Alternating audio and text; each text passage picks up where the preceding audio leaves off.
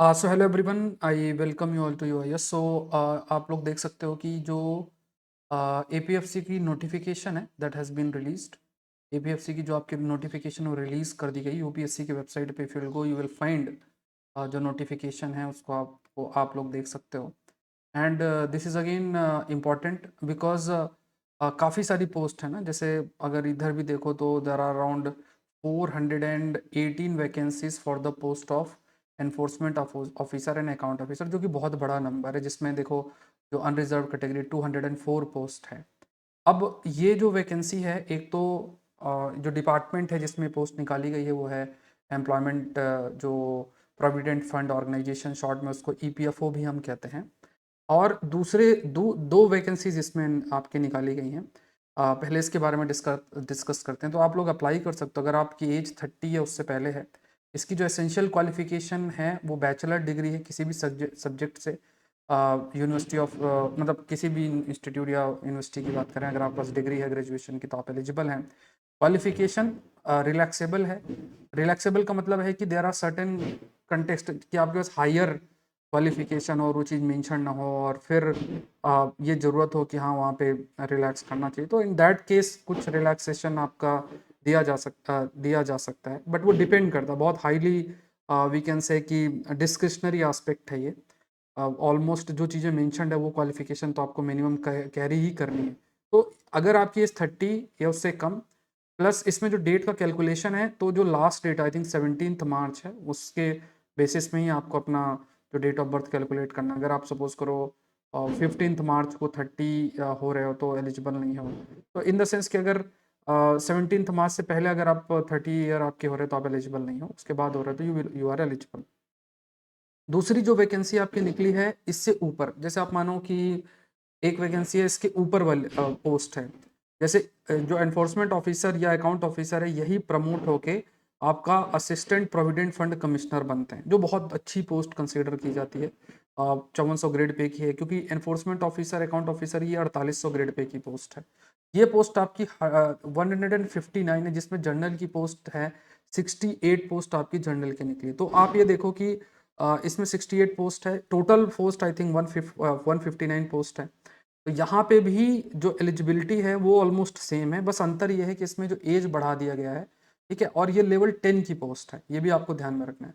तो 35 ईयर्स इसमें एज है, इसमें भी आपके पास डिग्री होना चाहिए। ऑल दो इसमें डिजायरेबल मेंशन्ड है कि आपके पास डिप्लोमा हो, company law, labour law, public administration में अगर आपके पास डिप्लोमा है या डिग्री है तो थोड़ा सा बेनिफिट। ये चीज़ें सब इंटरव्यू, पहले तो रिटर्न क्वालिफाई करना। तो जिस रिटर्न की बात करो तो 120 प्रश्न आते हैं, उसमें आपको क्वालिफाई करना है। अब यहाँ पे दोनों एक साथ ये लोग पेपर कराते हैं, ये अलग अलग कराते हैं। Almost there is high possibility कि एक साथ पेपर हो। इसमें एपीएफसी कट ऑफ काफ़ी हाई जाएगी मतलब हायर जो रैंक है वो एपीएफसी, क्योंकि जो भी 30 से कम एज के हैं तो दोनों ही फिल करेंगे।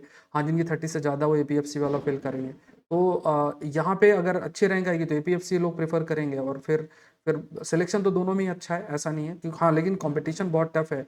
और इसमें जैसे अगर आप सब्जेक्ट देखो तो काफ़ी सारे सब्जेक्ट्स है, सिलेबस है। अब इसमें देखो आपको पॉलिटी है, हिस्ट्री है, Indian culture, general science, computer के ऊपर प्रश्न है, सी सेट जैसी चीज़ें हैं, मतलब जनरल मेंटल एबिलिटी है, इंग्लिश है। ये सारी चीज़ें आपकी हैं। आपके अकाउंटिंग, लेबर लॉ, कुछ स्पेसिफिक आपको पढ़ना पड़ता है। तो ये सब चीज़ें हैं। तो असिस्टेंट प्रोविडेंट फंड कमिश्नर एक बहुत अच्छी पोस्ट है, अगर आप देखोगे ना, it's a very big post. मतलब बहुत अच्छी पोस्ट, आप इसे कंसिडर कर सकते हो। तो ये आपकी आज से ही आप इसका फॉर्म भर सकते हो। अब पोस्ट आपका शुरुआत होगी। इसका शॉर्ट नोटिस पहले भी आ गया था और 17 मार्च तक है।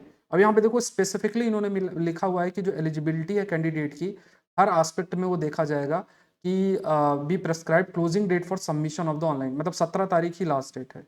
तो इसमें एलिजिबिलिटी खासतौर से ये कहना चाह रहे हैं, मान लो आपके पास डिग्री नहीं है या आपके पास जो एज का है, तो हर चीज़ कैलकुलेट करने के लिए आपको जो लास्ट डेट आपको कंसिडर करनी है वो 17 मार्च ही आपको कंसिडर करनी है, ठीक है। ये ध्यान में रखना है। तो यूपीएससी की वेबसाइट पे आप चाहो तो आप कह सकते हो कि जो यूपीएससी की वेबसाइट पे भी जाओगे तो जैसे वेबसाइट में आपका मेंशन है, तो आप चाहो तो देख सकते हो, इसको डाउनलोड करके है। अब इसमें फिर एज रिलैक्सेशन जो होता है वो जनरली जो रिलैक्सेशन है वो आपका है ही। एंड यहाँ पे जैसे आपका जो भी ऑफिसर रिक्रूट होंगे, प्रोबेशन इसमें 2 साल का है, उनकी like the officer recruiter liable to posted anywhere in India, कहीं भी इनकी हो सकती है। अब इसमें ये देखो सिलेबस भी डिटेल्ड वे में मेंशन्ड है। स्कीम तो पहले देखो, इसमें ये भी चीज़ ध्यान रखो, सब सिलेबस पहले से ही दे रहे हैं। इट मीन्स व्हाट कि पहले से ही सब कुछ प्लान्ड है, एवरीथिंग इज देयर कि जल्द से जल्द आपका एग्जाम होगा। तो इसमें 2 घंटे का एग्जाम है, सारे क्वेश्चन सब इक्वल मार्क्स हैं, ऑब्जेक्टिव टाइप क्वेश्चन है, इंग्लिश हिंदी में पेपर है, नेगेटिव मार्किंग 1/3 होगी। अब इसमें क्या क्या चीज़ें देखो, इंडियन फ्रीडम स्ट्रगल है, करंट इवेंट है, इंडियन पॉलिटी है, जर्नल अकाउंटिंग है, इंडस्ट्रियल रिलेशन लेबर लॉ है, इंडियन पॉलिटी एंड इकोनॉमी है। तो ये और जनरल इंग्लिश है। स्पेसिफिकली इन्होंने चीज़ सब मेंशन की है। और आपका जो है जनरल साइंस है, general mental ability, quantitative aptitude और सोशल सिक्योरिटी। तो ये जो पहले से ही सिलेबस डिसाइडेड था, वैसे सभी को ऑलमोस्ट पता, बट इन्होंने स्पेसिफिकली मेंशन आपका कर दिया। वेटेज आपका इंटरव्यू और इसका 25, 75 और 25 होगा, मतलब आपका 300 मार्क्स का तो रिटर्न होगा और 100 मार्क्स का होगा, उसी में से बेसिस पे आपका पूरे तरीके से होगा। एंड यहाँ पे देखो, यहाँ पे the syllabus of the test comprise following, यहाँ पे भी ये सारी चीज़ें मेंशन्ड है कि general English, Indian culture, population, governance, accounting, elementary, social security, सारा वेटेज आपका दे रखा है।